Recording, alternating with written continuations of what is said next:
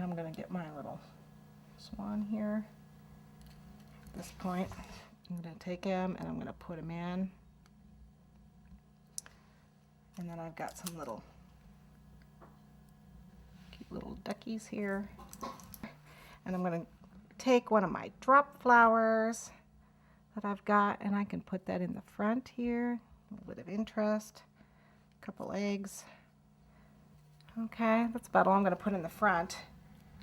Then I'm going to go ahead and I want to put the two of them together. Now I want to wait, let them sit up and let them dry, okay, before I put them together. So give them a good, probably 15 minutes, half hour, and let these dry so that nobody's moving anywhere. And then I'm going to go ahead and put the eggs together. Okay, I'm going to go ahead and put these together. When I put it together, I want to make sure that I don't see the seam down in the bottom there. You can tell that the grass doesn't quite make it up to the leg. So what I'm going to do is fill in a little bit of this front here with some grass.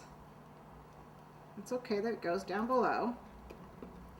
And then fill in a little bit back here so that it looks like it meets. I don't have a big gap. Then what I'm going to do is I'm just going to take white. You don't have to use white. It's white. This is a number 8 tip. And I'm just going to go all the way around. And okay, a little bit's going to squish out. It's okay. We'll wipe it off. And I'm just going to put the two together. Just like that. And as you can see, it squishes out. That's actually a good thing, because you want to make sure you have a good seal. You don't want it to fall apart. You just pull it off. Wipe it off. See? Make sure it sits together like it's supposed to. And now we're going to let that dry for a few minutes, and then we're going to decorate the outside.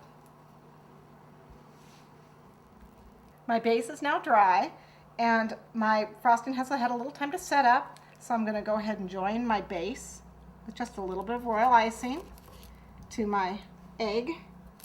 You just set it down. And now I'm going to let that dry for a few minutes.